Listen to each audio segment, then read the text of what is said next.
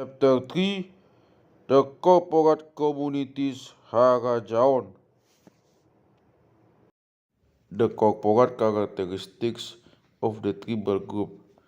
The tribal group has only one characteristic of a corporate group, its own territory. With regard to centralized authority, the Toba Batak preferred in the Pidari time to live in small convenient units consisting of some hundreds of people, at most 1,000, whose interests were confined to their own affairs. They had not developed the art of ruling to the stage where a large area could be brought under a stable administration. There was no one person or persons in whom central authority was vested. There was no common administration of justice either for disputes and misdemeanors which affected more than a smallest territory, or as a court appeal against the justice administered within such a territory.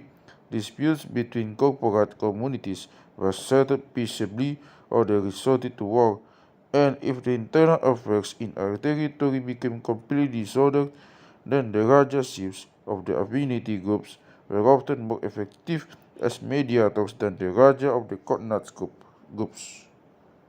As far as security was concerned, it was sometimes thought necessary to have a village as a frontier post in places when an invasion from a neighboring tribal group could be expected.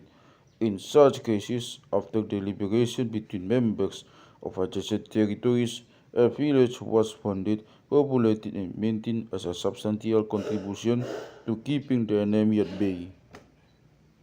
Trade and social intercourse were maintained between members of tribal groups and between members of territories hostile to each other, or even formerly at war, but by the peace of the market. This was an established institution facilitating intercourse between warring or quarreling factions by enabling them to meet in any of the central Onan marketplaces. The peace of the market was observed by all. Tribal group can be considered in their sense as a unit. Its members have a feeling of belonging together.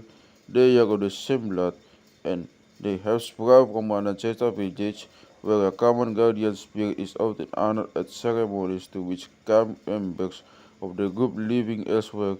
In the past, its members sometimes arrange large communal offering fairs. They feel that their security and welfare are best promoted by living together in one tribal area and by remaining together within its confines.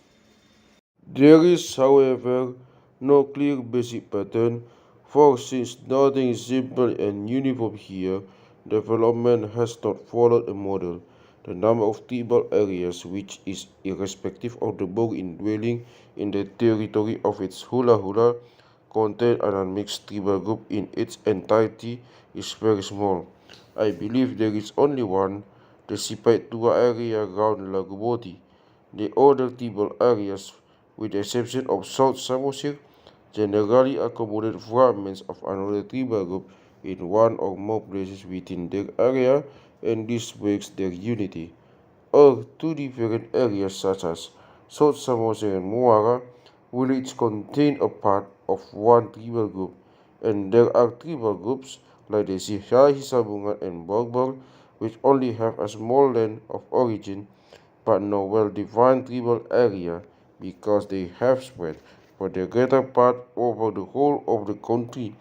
On the other hand, there are large mixed areas like Bahai and Upper Barus and small areas like Bakara where several parts of different tribal groups live together, each in its own corner within the territory as a whole.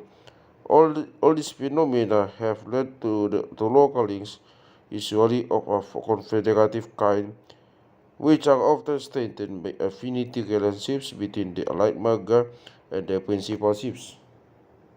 This does not, however, alter the viewpoint from which the spread of the Batak people should be approached, nor does it alter the fact that the tribal group's character is not only genealogical and territorial, it also has juridical significance.